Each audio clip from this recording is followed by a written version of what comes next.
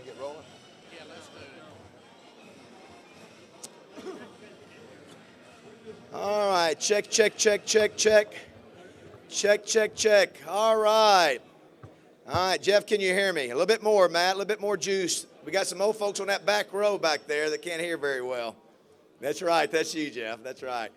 It is great to have you here on this Monday. It's a great Monday. We all are thankful to be breathing and living and here at another Touchdown Club meeting. Looking forward to having Coach Anderson speak. It was, wow, what a weekend of football, excitement, emotion. There's not another game that beats it in my opinion, but I am a little biased. Great to have Gary Underwood back after a couple of misses. I tell you, I thought you might lose your job for a little bit there. Exactly right. Gary, will you come up and listen? Yeah, we had a Longhorn give the prayer last week, Gary. That tells you how far we sunk. Gary, come lead us in a word of prayer. Man, apparently his prayer worked. We may have to have him back. I apologize for being gone for a couple of weeks. I took my mother on a 90th birthday vacation. Her 90th, not mine. So we had a great time out in Wyoming and Idaho and South Dakota and drove about 3,000 miles in a week. We had a great time. Everybody's heard of the Battle of the Ravine, right? Everybody knows about it. We have a new battle going on this week. It's the battle for the Baptist hymnal. And I have one for Rex.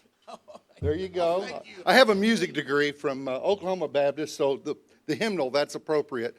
And that's traveling trophy, whoever wins. So I want it back next week. Okay? Let's pray. Dear Heavenly Father, we thank you so much for the day and the opportunity to gather together. Lord, we do want to say a special prayer for the families and everybody that's involved in hurting so much in Stillwater. Lord, just be with them. Help them to have the strength to get through this and know that you're there with them. Lord, help us today as we attempt to serve you. Use us in every way possible. In your name we pray. Amen. Thank you, Gary. Appreciate that. You know, a couple years ago, the way Halloween worked out, do you guys remember when I wore my pirate outfit? Yes, I do. Yeah, some of you don't remember. I had a lot of fun doing that. So I can't do it today. So this is my best. I'm going to go ahead and put my glasses on. I don't like wearing them. This is my best Clark Kent. What do you think? That's all I got. That's all I got this year. So I'm going to just go ahead and put them on and say it was my Halloween costume for the week. Hey, those of you that were here last week for the James Street Award and Mack Brown, was that not amazing? You know, Mac did a great job, and we were able to honor 14 great young men. And I will say this, I was sharing with Coach, or the guys from Simmons, that I had a couple of members that came up to me. You know, the Texas players pay for all those plaques and pay for the $1,000 that goes to the winner. Well, I will tell you that I had a couple of members come up to me, and they were moved to say they wanted to contribute some money to those kids who didn't get the $1,000 check. And at first they talked about, well, maybe can we give them all $1,000 apiece? And I said, well, that's a noble thought, but that's a pretty big deal. So what we might do, I'm thinking maybe we can, if enough members want to do it, we might do $250 to each one of those young men who were honored, excluding Tonda, who won the $1,000. What outstanding young men they were. Was that not? It made you feel good to be here and be a part of the Touchdown Club. So if you want to be involved in that, you can holler at me, pop Debbie an email, and like I said, we'll do 13 of them, maybe at $250, and just say, hey, a little surprise from the Touchdown Club. And if we want to make that a regular tradition, we might do that. And those are the kids that are doing all the right things, and made us really proud of them. I do want to remind everybody next week is UCA Steve Campbell's. He'll be speaking next week, so we'd love to have a lot of purple here in the audience. They had a big win this weekend, so make sure you RSVP if you can. Mention our awards. It was great to have the James Street Award and all of our other awards we recognize here. I was telling Coach Anderson a little bit about the Cliff Harris Award. I watched our winner again yesterday, Pierre Desir, play against it was St. Louis. Sure did, and so it's really exciting to see somebody we honor here at the Touchdown Club with that award playing on Sundays in the NFL. If you can, let me run through our sponsors real quick. We want to thank them, Twin City Limo, for always picking up our speaker when it's needed. Thank you, Dale Bennett and Greg Hatcher and Popeye and Little Rock Convention and Visitors Bureau, David Russell and Gretchen. Thank you so much for your support here in Little Rock. 103.7 The Buzz. Coach, did you do okay with Pat and Justin? You told the story about your broken hand. That was good. So you did survive it. Thank 103.7 The Buzz so much. CJRW is going to handle our promotions for the Cliff Harris Award coming up here in just a few weeks. I do want to thank them.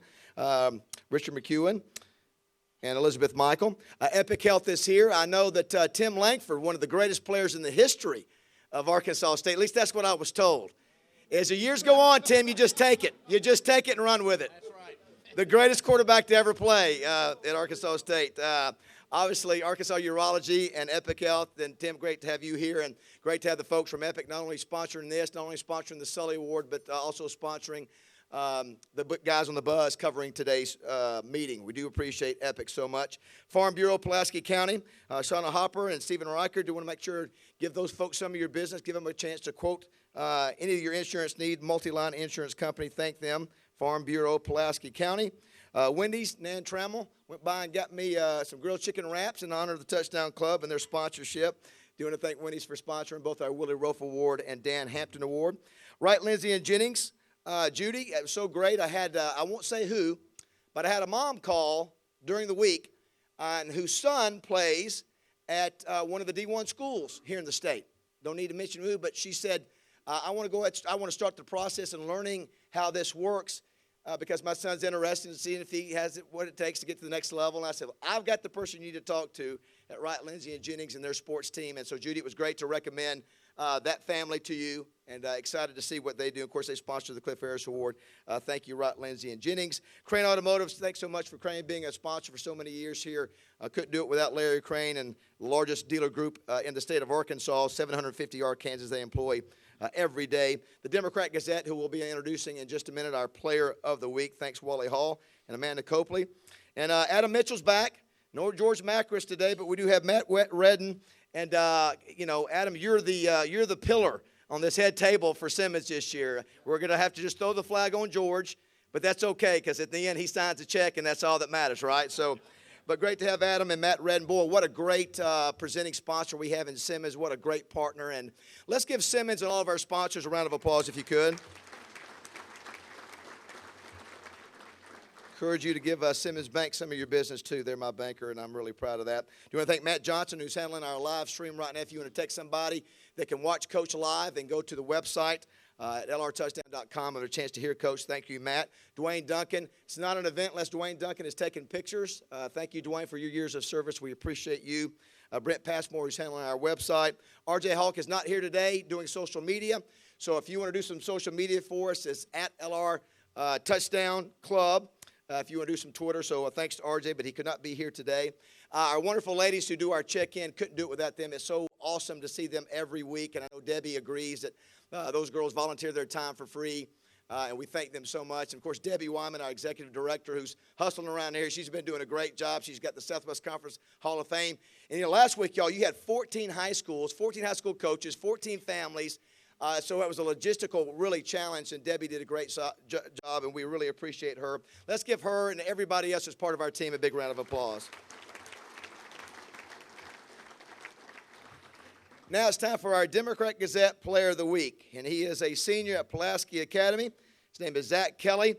Now, it's not very often that we honor two Players of the Week from the same school, because we can go a lot of different directions, but because Zach's story is so unique, it was decided, of course, we don't make that vote. That's the Democrat Gazette. But just to tell you his story, of course, he is the son of Kevin and Dana Kelly over at Pulaski Academy, the head coach, is that I remember hearing the news on July 23rd, or before that, I guess it was a week before that, where he tore his ACL at a summer camp at a 707, right?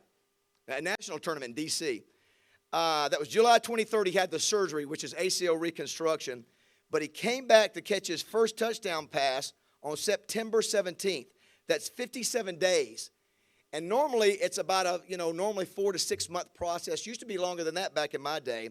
Until Zach came back in 57 days, the record for an ACL reconstruction to come back and play was an Italian soccer player who took 77 days to come back.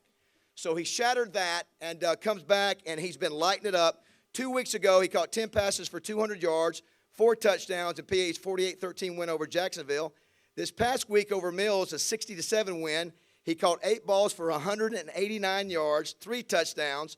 So he's only played in 3 full games, right, Coach? 3 full games. He's had 10 touchdowns and 750 yards receiving with a repaired ACL, and he's a grinder. He's a great young man. Of course, remember, PA has a 21-game winning streak that goes back to that loss at Highland Park last year, which they revenged this year by breaking their 9, 10, whatever year record streak there in Dallas, Texas. So with great honor and pride that we recognize our Democrat Gazette Player of the Week, Zach Kelly.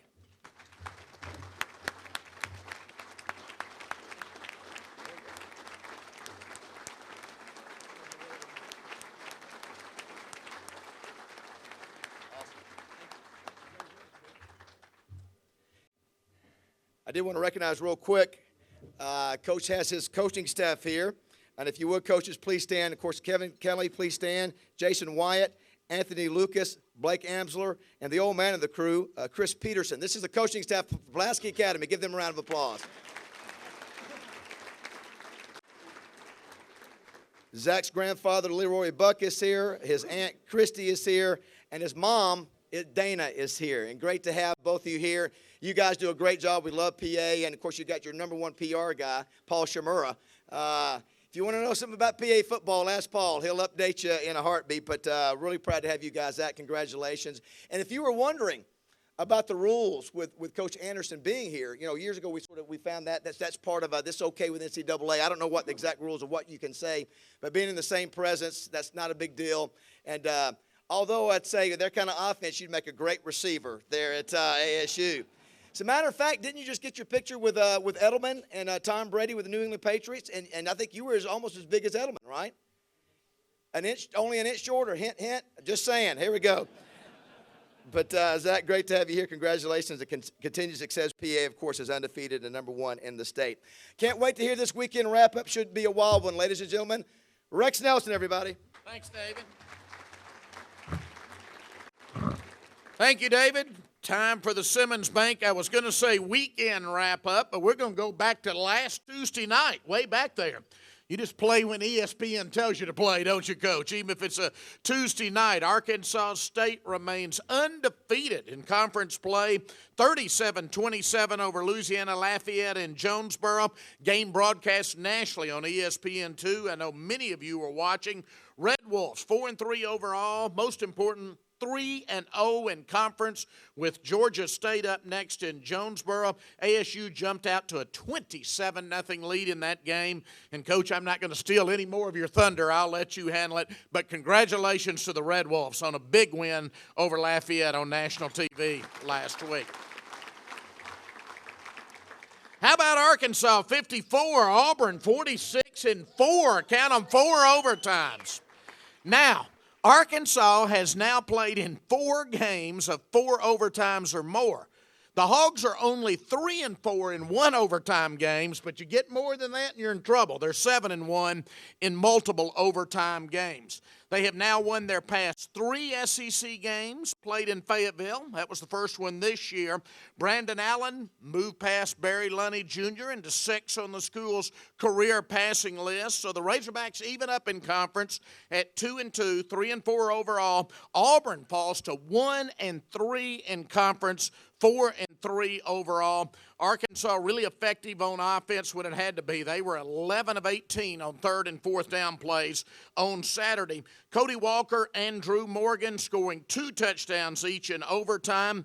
And it was almost like back to the Houston Nutt era with those, it was special. I hadn't got to do that in a long time. They hung on to the rope. I mean, think about it. Ole Miss in 2001 in 7 overtimes, lost to Tennessee. Still hadn't forgiven that guy for missing that field goal. In 6 overtimes in 2002, 1 in 7 at Kentucky in 2003, 1 in 3 overtimes at LSU in 2007. Now, the previous overtime win in Fayetteville had been in 2006 against Alabama. It was the first Arkansas overtime win since beating Mississippi State in 2 overtimes at Starkville in 2010. Brett Bielema teams had lost twice to Texas A&M and once to Mississippi State in overtime games coming into this one, a game that lasted 4 hours and 5 minutes. It was a marathon. I know some of you are still tired. UCA, meanwhile, Good week for Arkansas teams. ASU, Arkansas, UCA, they go to 4-1 in conference. They're 4-3 overall. 35-17 over Lamar down at Beaumont, Texas. Lamar falls to 3-4 overall, 2-3 in the conference. A guy named Blake Beasley rushed 49 times. Think about that, 49 carries for 292 yards in the rain. Those are both single-game UCA records. He scored 4 touchdowns. Get this, the 49 rushes were the most for a player in an FCS game this season. They were the 3rd most for any player at any level in the NCAA this season. Now, here's what's interesting. Number 1, it's at an Arkansas school, Division III Hendrix, where Dayton Wynn had 52 carries earlier this year. So 2 of the top 3 are at Arkansas schools. UAPB continues to struggle. They fought a 1-6 overall, 0-5 in the conference, 37-3 loss at Jackson State. Golden Lions were limited to just 175 yards of offense. Their leading rusher only had 27 yards in that game. Now, to the Great American Conference. Henderson remains alone atop the GAC, 7-1, an exciting 29-28 win over Southern Arkansas. Dallas Hardison, you may remember back when he was leading Bentonville to state titles as quarterback. He's now the Henderson quarterback. He goes 6 yards and dives into the corner of the end zone as time expires. Last play of the game for the win. The Reddies drove 94 yards on homecoming afternoon for the winning score after stopping the Mule Riders on 4th down. For some reason, SAU decided not to kick a short field goal that would have made it an 8-point game. They went for it. Henderson stuffs them and goes 94 yards. Hardison, 21 of 36 passing, 239 yards in that game. Just on the other side of Highway 67, Ouachita goes to 9-0 in conference games played at Cliff Harris Stadium. I think it's because that Cliff Harris Award you invented, David. But they're 9-0 since they opened that stadium in conference games, since they opened the stadium last year. They beat UAM in the rain 20-17. Ouachita 5-3, UAM 1-7. A freshman from Arkadelphia named Chris Oliver had 125 yards and 2 touchdowns for Ouachita. Arkansas Tech having a very good year, 6-2. They win 57-37 in Russellville over Southeastern Oklahoma. Tech has won 6 games for the first time since 2009. They scored touchdowns on 4 of their first 5 possessions. Harding also 6-2, 62-20 over East Central Oklahoma. Harding scored touchdowns on its first 5 possessions. The Bisons, get this, had 557 yards rushing in the rain, 557 on the ground. That's just 10 short of their school record, which they probably could have broken, but they kneeled it out on 3 plays at the end of the game. Now, to Division III, in the Brain Bowl, Hendrix is 6-2 after a 27-21 win at Chicago, which that game probably had more physics majors per capita than any college football game in America last Saturday. Seth Peters, 17 of 26 passing, 318 yards, 3 touchdowns. Dayton Wynn, that I had mentioned with the most rushes, he had 197 yards rushing in this game. And Lyon College, which is playing football for the first time in 65 years, they're 0-8, but they almost had a win. They fell 28-21 to Austin College in overtime in Batesville. They're going to get one at some point. Now, on to the SEC. Ole Miss's defense. Boy, they came to play in Oxford on Saturday. Rebels go to 6-2 overall, 3-1 in conference, 23-3 over the Aggies. The Aggies fall to 5-2, 2-2 in conference after, you remember, having started 5-0. Aggies had just 192 yards of offense in that game. Alabama in the cigar game. You remember Alabama has this tradition, everybody gets a cigar and lights it up if they beat Tennessee, and they barely survived at home against Tennessee. 19-14, Derrick Henry scores on a 14-yard run with 2:24 left to bring the Tide from behind. They go to 7-1, 4-1 in conference. Tennessee falls to 3-4, 1-3 in conference.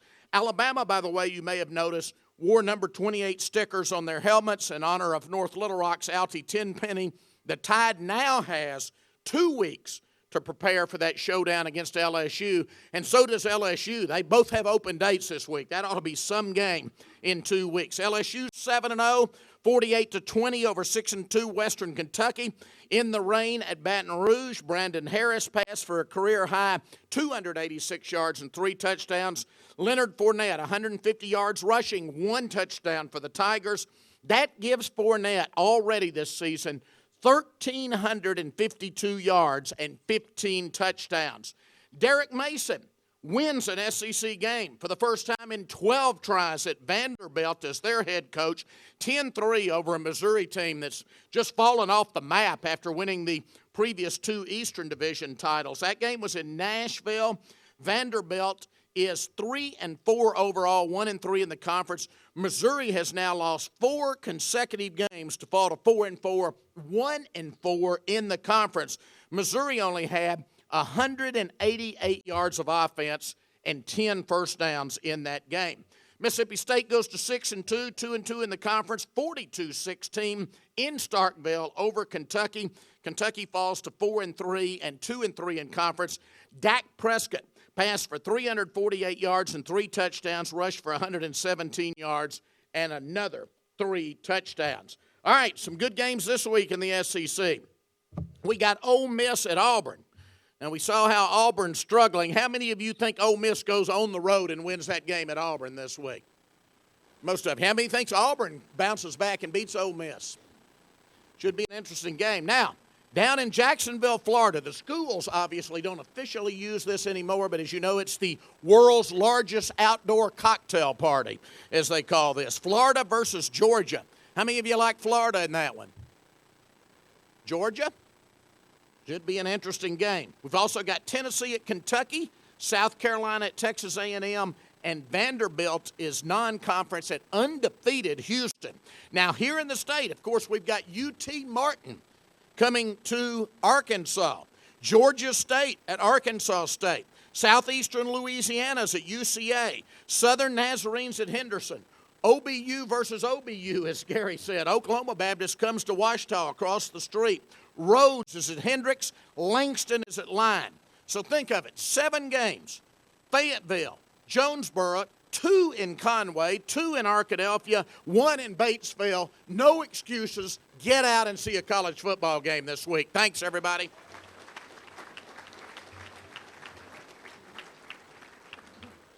Rex is like a tsunami of information, and he just overwhelms you, just coming at you from all directions. I do love the Brain Bowl for sure. That's a good one.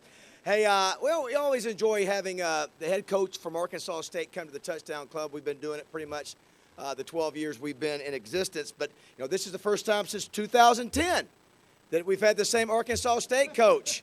It's normally great to see. Yeah. It's like we hardly got to know you. Where you going? And but it's so great to have Blake Anderson here. Let me recognize some folks from Arkansas State here today. Just hold your applause. Please stand and remain standing. First of all, the Assistant President Chuck Welch. Please stand. Executive Vice President Julie Bates. Vice President for University Relations Shane Broadway. Vice President for Strategic Communications Jeff Hankins. ASU General Counsel Brad Phelps. And Assistant AD for Media Relations, Jerry Scott. Let's give all of them a round of applause if you could. Thank you. And I mentioned earlier, maybe one of the greatest players to ever play in the state of Arkansas, maybe one of the greatest college players of all time, Dr. Tim Langford from Arkansas State. Let's give him a round of applause. I'm just going to keep piling on, Tim. Now, what a great spokesperson, and as a former player and professionally, he is now a great supporter of ASU. Great to have all of you here, all the ASU folks. And let's see, I'm going to get that right. Does that look good? Does that look good? All right, I just want to make sure. Jim Rasko, Jim Rasko is not here today, so I'm going to briefly introduce Coach, and so that means 2 things. There will not be any amazing nuggets of information that are discovered and mentioned today. On the other hand, he will be up here a lot quicker than when Jim Rasko introduces you as well. But this is something that I'd forgotten about Coach Anderson, that he was actually born in Jonesboro, Arkansas in 1969. I'd forgotten that, Coach. He ends up moving to Hubbard, Texas at an early age, graduated from Hubbard High School. I'd forgotten this, Coach, that you began your playing career as a quarterback and wide receiver at Baylor University from 87 to 89. And that was still Grant Teff, was it not? So you and I barely missed each other. I was gone a little bit before that. He tore an ACL, ends up transferring to Sam Houston State, where he played wide receiver from 89 to 91. He obtained a degree in kinesiology from Sam Houston State in 92, earned his master's degree in sports administration from Eastern New Mexico University in 94. That's where he started his coaching career. Eastern New Mexico, 1994. Had a total of 9 stops in his coaching career. And I remember number 7 and number 8 because you were with Larry Fedora at Southern Miss. And I remember the great offenses. You guys were doing great things down there. And the North Carolina job came open, and Larry took the job at North Carolina. You served as his offensive coordinator both at Southern Miss and at North Carolina. And, of course, you were announced on December 19th, 2013 as the ASU head coach. And last year, 7-6, 5-3 in the conference, went to the GoDaddy Bowl. Currently 4-3, and more importantly, 3-0 in the conference, which we're excited about. Rex already mentioned, played Georgia State this week in Jonesboro. You know, I mentioned to Coach that we honored Freddie Knighton on multiple occasions. Freddie Knighton's one of your kids, Kevin, a guy that I knew was a playmaker going back, I guess it was 2 years ago when he was put into the bowl game. And he's just a gamer, Coach, and a great young man. So we're excited from Central Arkansas that he's such a great representative of your program. And we're glad to have Coach back. I love the thing about Coach Anderson. He's got that coach's voice, doesn't he? I don't know how you do that, if that just comes naturally or you have to train your voice to sound like a gravelly coach. But you have it. Blake and his wife, Wendy, have 1 daughter and 2 sons. And before we introduce Coach, this is where, we normally give a special Little Rock Touchdown Club welcome. But what we're going to do this time, we're going to watch a 2-minute video, and then we're going to have Coach come to the podium, and we'll welcome him at this time. So, Matt, go ahead and roll the tape.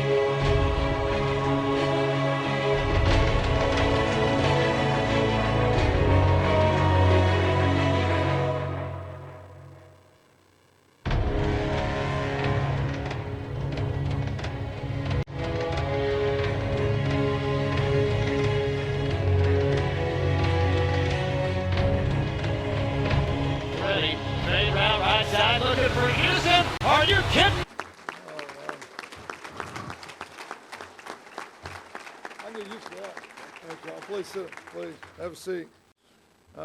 Thank you very much. It's great to be back. As David said, your eyes are not blurry. I'm the exact same guy that was here a year ago. Those of you that were here, and I'm glad to be here. And I'm glad to be back, getting a chance to speak to you guys. Glad to be back at Arkansas State. I don't think they truly believed me when I told them that in the beginning. Chuck's sitting right here in front of me, and he was in the room when I said it. And I don't think he even truly thought it would be possible. But I told him the truth. Hey, you're stuck with me now. Now, remember this 2, 3, 4 years down the road that you said you wanted me to stay for a while because you're stuck with me. I tell my wife that. She's been stuck with me for 23 years. And I don't think I was her first choice, but I was her last choice, and that's really all that matters. Okay. Dave told you a little bit about our trek. I talked to you guys a little bit last year when I was here about all the places we've been. We did start on the edge of the earth at Eastern New Mexico State. I'm just curious, has anybody in this room ever been to Portales, New Mexico? You've been? Oh, Lord have mercy. It's not the edge of the earth, but you can see it from there. It's kind of the way we describe it, and it has been a long road. It's been 23 years of football. She's the daughter of an ex-football coach, so I don't know what she was thinking when she married one, but it's been 23 years, 11 different stops, 7 different states, and 20 houses that we've lived in 23 years. 20 houses. 20. Yeah, I see women's like, you got to be kidding me. So, but it's been fun. It's been fun. It's kind of all gotten us to here. A couple new things for me. You're going to notice a couple things to go along with the Bill Clinton voice is just got to ask that again out in the front. Do you ever do Bill Clinton impersonations? I got to have something to do when they realize I can't coach. And so that's going to be the answer.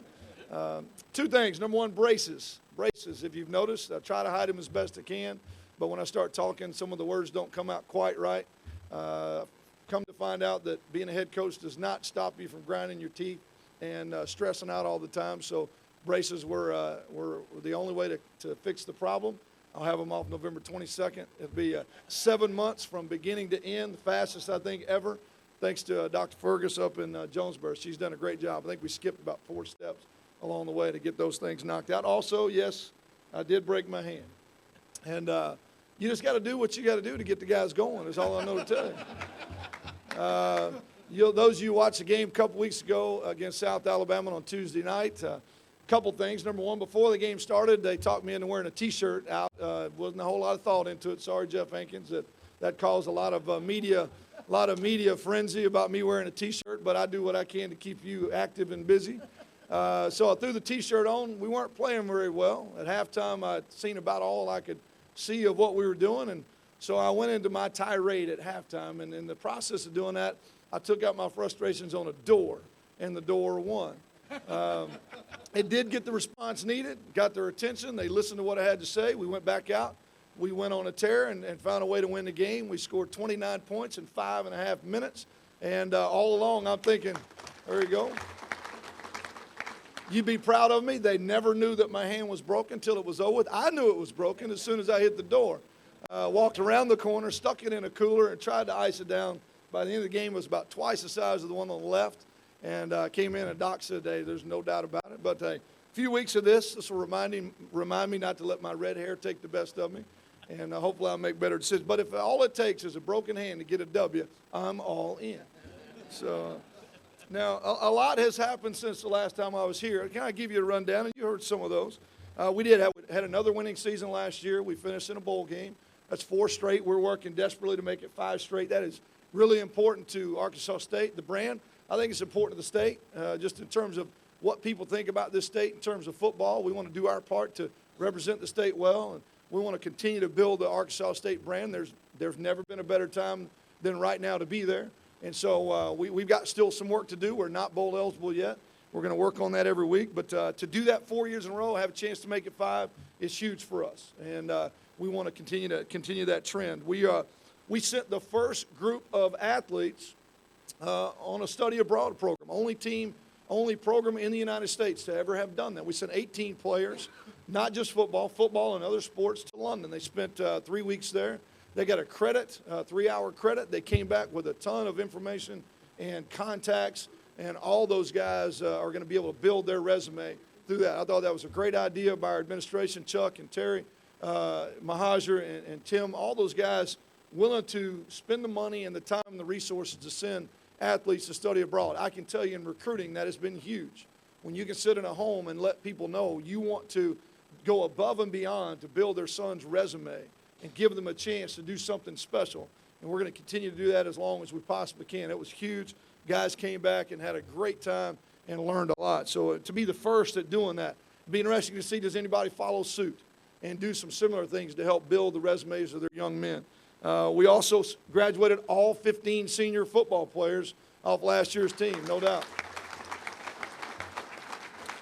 I mean, we want to win games, but we really want them to be prepared, and we want all those guys. And some of those guys are several of the first to ever go to college in their families. Several of those guys are now working on their master's degrees. In fact, Terry Mahajer made a bold statement a couple of years ago, and I know he repeated it this past year, that we basically promise our athletes if they graduate and they go through our mentor program, we basically we commit to 100% job placement. And I can tell you of those 15 guys, they are all either placed in positions right now or they are in grad school working towards a graduate degree. And again, there's life after football. That's absolutely something we're proud of. It's important. Football is going to stop for all these guys a lot earlier than they wanted to. It did for all of us, whether it be injury, whether it be they're just not going to have the opportunity in the NFL, whatever it may be. Circumstances are going to take football away, and we want them to have careers. We want the study abroad was to broaden their resume, and the job placement is an active approach to doing that. And it's just something I think our folks are doing a great job, and I came around at the right time. We're just trying to come alongside that and do the best job we can. Those are some things that have happened since you saw me last. Now, facility-wise, you saw a glimpse of it in the video. There's a couple things we've done on campus. If you haven't been to Jonesboro in a while, and I'm not going to ask you about show of hand, because I'm afraid of how many people are going to raise their hands that hadn't been there. You need to come. We've done two things here in the recent, since I was here last, in recent history. We just finished a brand new indoor facility, which you know the weather in Arkansas, we needed one desperately. We've been in it probably 20 times since the season started. We spent the first 3 days of fall camp in the indoor just due to lightning alone. We went back and counted last year of how many days we missed in training. And in our sport alone, we missed 25 days of training last year because we didn't have the access of an indoor facility and a place where we could continue to train. And we've been in it. We were in it last night for a practice when the weather wasn't real good. Like I said, we were in it the first 3 days of fall camp due to lightning, and it has been a huge impact on recruiting as well. It's 120 long. It's probably the classiest and one of the nicest facilities I've ever been in. That's including NFL. We've got scouts there every day. Every one of them has continued to say the same thing. It's one of the best facilities I've ever seen. They did a great job. It took longer than we wanted to. It took a while to get it finished, but when it was finished, it has been huge in every aspect of what we're doing, not just for us. All the other sports will spend a lot of time in there as well. Baseball, I know, had a rough time last year trying to get their training in during the weather of the off season, and so they'll spend a lot of time with hitting cages and all that. Also, on top of the indoor facility was a West Side Stadium expansion. You could kind of see the way that looked. Luxury boxes, suites, all the above. It's been a huge addition now. And I say on time because it came down to the wire with a Missouri home game on September 12th. I know I think Terry Mahajer, our AD, was up there screwing in light bulbs and paint, moving furniture. I mean, really the last day, but it is first class. It is a beautiful facility. Every luxury box was sold early in the process. And I don't get to go up there a whole lot. I'm typically down on the field on Saturday. And so, but I have heard that the game day environment has been just wonderful. And just what it's going to do again for us in recruiting is going to be huge. And so I would just encourage you to come take a look. I think that's probably a price tag of around $40 million worth of new renovations and new projects over the last couple of years. And again, that goes to Chuck. Terry Mahajer the guy doesn't sleep, our AD, we got the best in the country, and they've done a great job for us. But we're not done yet. That's a great thing. We're not done yet. There's more to come. There's still all kind of things happening on campus. Athletically, we still are wanting to build a new complex. We need to make room for other sports as well. There's possibility of more female sports coming on campus, so it's just going to continue to grow. But it's not all football. There's some great things happening on campus as well. I think if you're an Arkansas State grad, I mean, just give you pride to know that things are continuing to grow on campus. We've got a med school that's coming fall of 2016, and I know there's a lot of conversation and things that went into the process of getting that done. That will be huge in terms of recruiting for us. That will bring about a completely different group of guys that we will be able to recruit with the addition of the med school. We've got a campus that's being started in Mexico City. We'll be the first to do that. We like being the first. And then we also just noticed a couple weeks ago came out a publication said that we were top 15 in the country in MBAs online. And you know, as many people, non-traditional students, are going back and getting their masters and going back and going to college online. And just the availability across the United States and across the world to be able to get an MBA and it be considered one of the top 15 in the country, that's a great place to be. So it's not just on the field to play. It's not just on the field. It's also off the field as well. Now, you heard a little bit about how our season's going. There are some great things going on the field. Now, it kind of started really in the community, to be honest with you, before the season started. Another thing that we were able to do this year was we were able to set a new record in season ticket sales. We went over 10,000 for the first time in school history. And we did a couple things. I've been known to give away tickets on the side of the road, and I bought a few and gave a few away. But we also had one of our guys, Jason Martin, is inside of our ticket department, and he wore a helmet for a month, 24/7. I think other than taking a shower and brushing his teeth, he wore that helmet and just as a way to make guys aware of just how serious we were. And I don't think he knew just how heavy a helmet was when he said he would do that. And by the end of the week, or by the end of the month, he was more than ready to get it off. We hit the 10,000 mark. That's well over, I think, 1,300 more season tickets than we sold in the past. The community really stepped up, and we've had great attendance. We're leading the league in attendance again this year with over 26,000 home attendance. And so things are continuing to grow. We keep talking about building a monster. We're doing it one day at a time, one program at a time, one ticket at a time, one season ticket at a time. And it's a fun time to be a part of. Now, it did not start off quite as well on the field of play, I'll be honest with you. We started off with the roughest non-conference schedule in the country. Started off at USC, number 8 in the country, and they are just as big and as pretty as I thought they would be. We walked off in the Rose Bowl, and guys just kept coming out. And you know, the crazy part is that these guys walked out, and they looked good, and I realized that was their snappers and their holders. And then the rest of the guys came out. I was like, oh, my goodness, it's going to be a long night. And we did not play very well. It would have taken our best effort physically to match up to what those guys are. We're not there yet. That is the goal. That is the direction we're headed, to be able to win those kind of games at some point. We're just not there yet. We need to build a little bit more. We need to work a little bit more. But that was an eye-opening experience. Would have liked to have played better. Did not play well at all. We turned the ball over, and to be honest with you, I think we were a little bit overwhelmed by the environment. And so we've got to learn from that, and I think we did. We came back home and played a great game against Missouri. Missouri's offense is not very good, but their defense is still top 5 in the country. We did score 20 points. I think if Freddie had not gotten hurt, Freddie Knighton went down in that game. Had he not gotten hurt, I really liked where we were in the second half. Had a great opportunity to win that game. That would have been, kind of a signature win for us, and we let it slip. Turnovers, an injury to Freddie, and a couple things that didn't go our way, and we didn't get it done. Now, the crowd was great. We had 30,000. It was a great environment. It is a picture of what it can be like all the time, and that's where we're headed, but would have loved to have gotten that done. We had to then play James Tabry, our redshirt freshman quarterback, the next few weeks while Freddie was getting healthy. And we found a way to beat Missouri State, who we were a lot better than. We traveled to Toledo and did not play well. I think we all find out if you turn the ball over against a good Toledo team, you're going to lose. Same thing happened down the road in Fayetteville. We turned it over 5 times. Not sure how many times they did, but to combine together way more than any of us needed, and we both take losses to what I think is a very good football game. Toledo's a better football game than Missouri, or better football team than Missouri right now. They've built it well. They've been the coaching staff and that crew have been there for a long time. They've done a good job. They're going to continue to win games.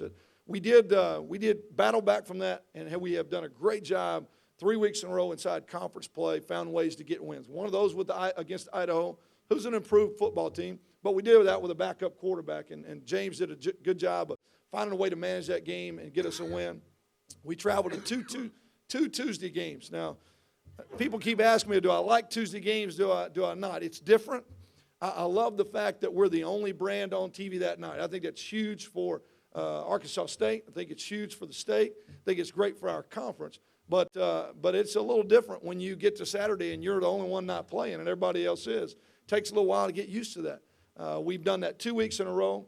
We did go down to South Alabama, which anytime I think you have a good conference opponent and you have to go on the road to win, that's when you find out a lot about your football team.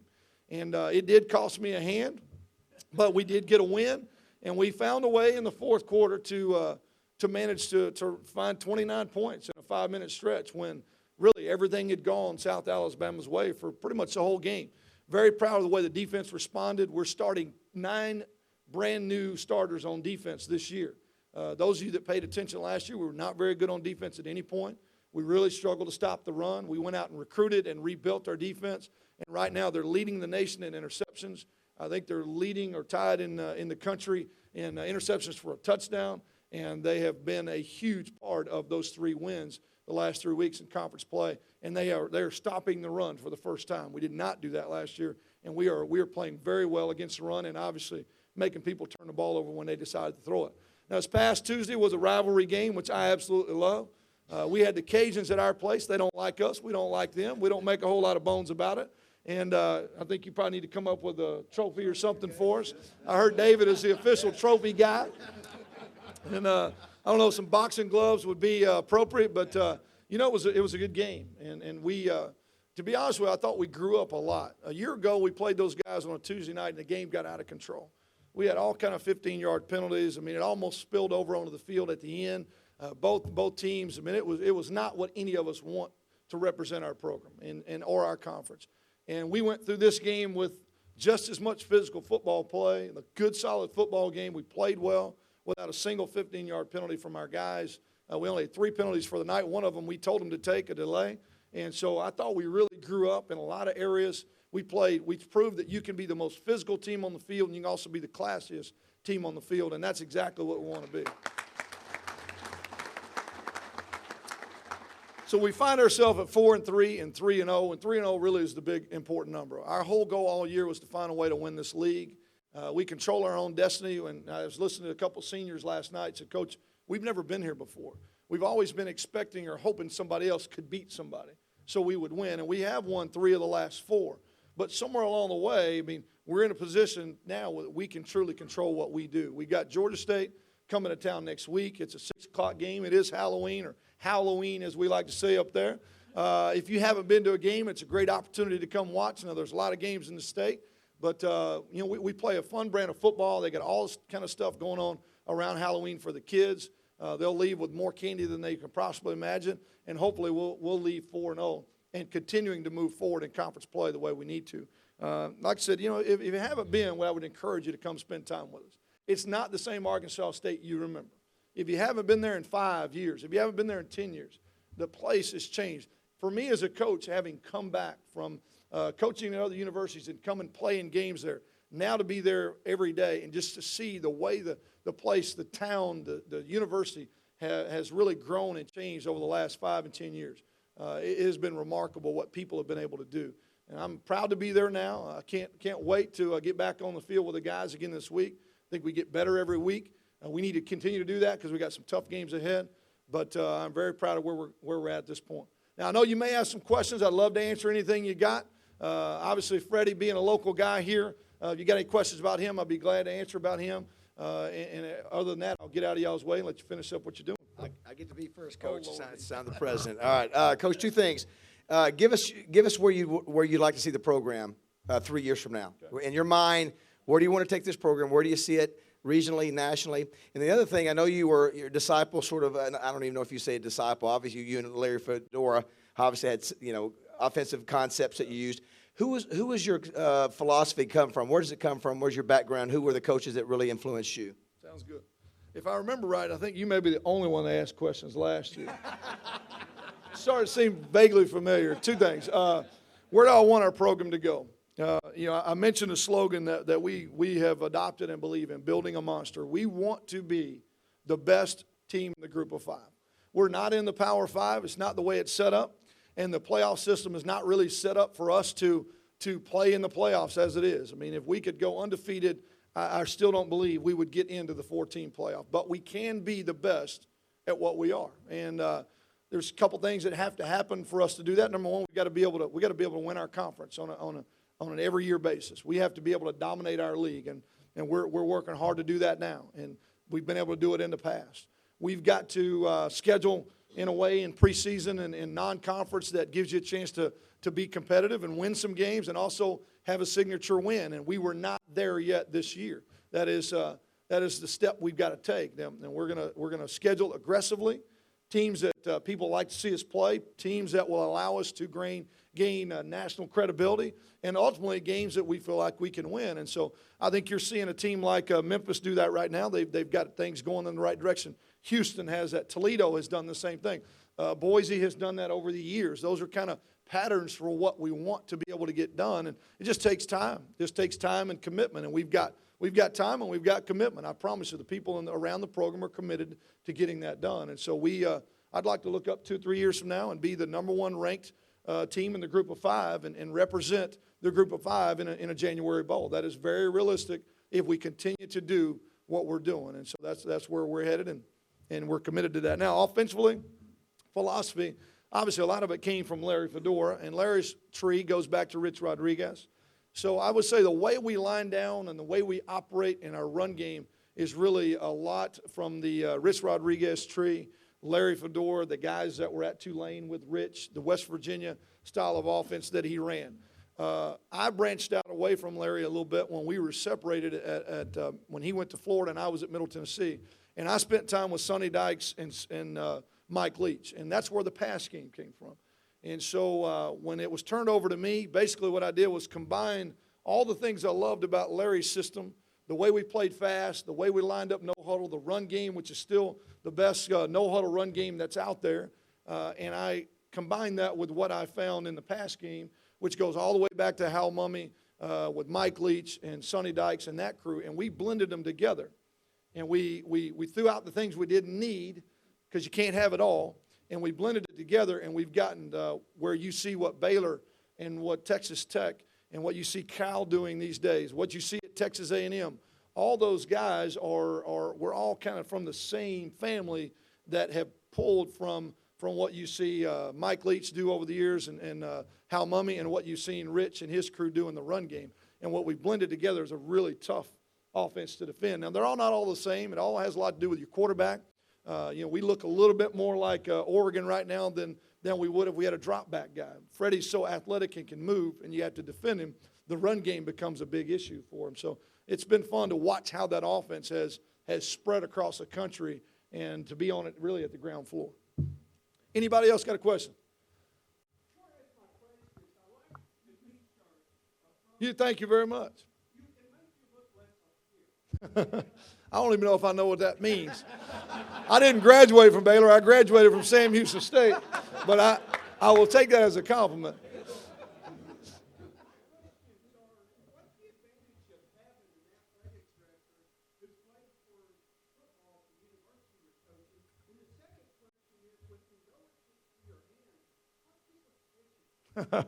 I'm not superstitious at all, and I'm not going to make a habit of hitting anything in the future. This has become a lot more trouble than it was worth. But, I think it's huge to have a guy that's at home. Terry has such pride for that place and wants to see it accomplish the things that we've talked about. To have a guy that really is back home and is committed to making sure his alma mater finishes what he started, that's huge. And so we're lucky to have him. I have not been around a guy that hustles like Terry Mohajir in this. And like I said, I've been a lot of places in 23 years. We're really lucky to have him. So, great question. Anybody else? Yes, sir. I don't now. I did for 15 years. I was lucky enough to bring Walt Bell with me from Carolina. And honestly, not real sure why he came, because he was offered the coordinator's job to stay at Carolina, and he chose to come. We're family. He played for me 13, 14 years ago at Middle. I felt completely comfortable that he would do a great job. I'm not sure that I would have done it justice with all the things that I do off the field. Now, at some point, I may get back involved, and I am still involved in some of the game planning, but in terms of the day-to-day operation, Walt Bell and his staff do a great job of that, and I can see myself back involved in that at some point. I just don't know when that would be. I do miss it, by the way. Yes, sir.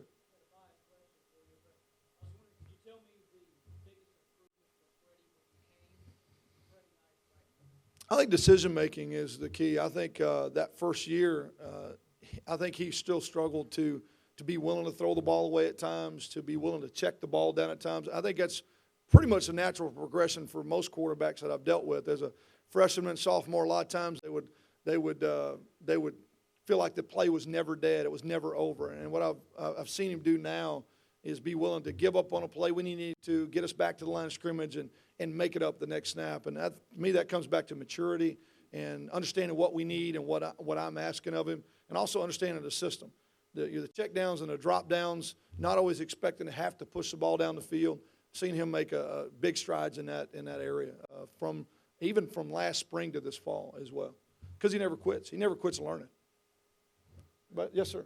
Last couple of years, the team has looked a little more physical, stronger. Tell us about strength coach, what you're doing there to become a little more physical. Well, I think it's the most important hire any head coach makes is a strength coach. Saw a statistic, don't know how accurate it is, but it's probably pretty close, that somebody did a study and said that their players spend 82% of their time with the strength coach in a football program. Now, because you consider the fact there's so much of the year that we're not able to spend time. Either we're on the road recruiting or the rules don't allow for interaction. Our strength coach is with them pretty much all year. And we hired Matt Shadid. He was an assistant at Ole Miss. He was with me at Southern Miss during my time there. This is his first head coaching job. He was young. He's 27 years old when I hired him as a head strength coach, and he's done a great job. Kids absolutely love him, number one. The energy that he brings to the program is, it's infectious. Our kids love being around him. We have a different style of football because of the tempo that we play. it's not so much about bulk strength that it is functional strength. And we spent a lot of time talking about how to get functional strength and not compromise strength, but still be flexible and still be mobile and still be able to play, 85, 90, 95 snaps in a game. And we've been able to accomplish that. And we're not there yet. I still think we're not the strongest team in the league yet. I think we're moving in that direction, but we are functionally strong, and we're able to play for 4 quarters. And we've been through it a year and a half with this group, and in not one game have we been out of gas in the 4th quarter when the opponent still had it. We've always been able to play for 60 minutes. And to me, that goes back to him and his staff. Who gets credit for the freshman running back from Oklahoma? Well, I do, because I'm the one here speaking. Shoot, I'm not giving it. Warren Wand has been a great addition. He's not the only freshman that's playing. He's the most visible one, no doubt. He's also the smallest one. He's 5'5", 190-pound running back from Edmond, Oklahoma. Brian Early is the one that found him and recruits that area. Brian is an Arkansas guy, as some of you guys know. And then we really recruit as a staff, so everybody was involved from that point forward. He has been a huge surprise, and we knew he was good, but we didn't know that he would be that mature and that good that quickly. We are starting 3 different freshmen on offense and defense, but he's going to be fun to watch for the next few years. Oh, it needs right. I'm all for it. I'm all for it. All right, go ahead. There's one over there.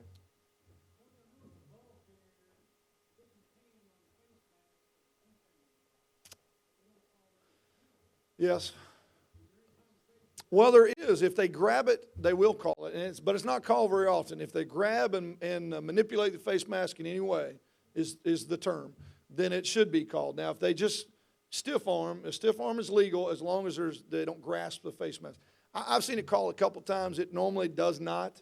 It's typically something they let those guys get away with. But I've seen it called, a handful of times. Anybody else back here in the back?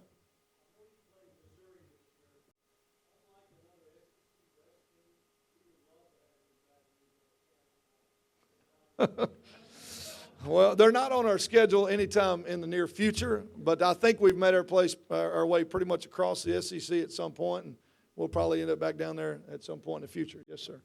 2 more questions, and we'll close it up. We've got one of the top high school coaches and coaching staffs in the state here.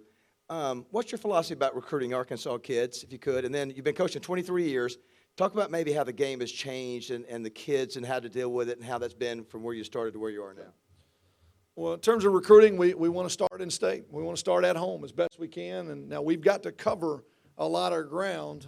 We actually recruit 11 different states and have guys on our roster from 11 different states. And it's hard. We want to do the best we can to bring guys that can help our program, but we also want to try to make sure we start at home. One of the biggest issues we had this last year is that we had so many holes to fill. We really had to go more the junior college route than we'd like. And we're kind of there for one more recruiting cycle, and then I'd like to think it will start leveling itself out where we can really build with a high school talent all the way. We just we couldn't continue to play defense the way we were playing it, and we had to make some changes this year. We're going to graduate a lot of upperclassmen on offense. We're going to have to dip into the junior college ranks there a little bit too, just to fill the gap. And I think mainly that comes from 5 different head coaches in 5 years. It's just something you don't really want. You don't want to continue that cycle, but we'll get through it, and we're getting through it okay. In terms of how the game has changed, the guys are just so much more athletic out in space. I think all the year-round 7-on-7 and the way the game in high school, the guys are throwing the ball year-round. The athletes are so good in space. The systems have changed a bit as well. The old days, I think 10 years ago, where everybody was checking at the line, and now almost every system is built with what we call RPOs, which are run-pass options with multiple plays. And I think, like I said, we were on the ground floor of that being developed where you had multiple plays going at the same time. It has really made it difficult for defenses to play against what you see today in football, both really in all phases. NFL's doing it all the way through down to high school. It's fun. It's a fun brand of football to watch. It's got to be miserable for a defensive coordinator. And luckily and glad I never was one of those. So anything else, and then I'll get out of y'all's way. Thank y'all so much for having me. Blake Anderson, everybody. Thanks for being here today. Steve Campbell next week. Thanks, Coach.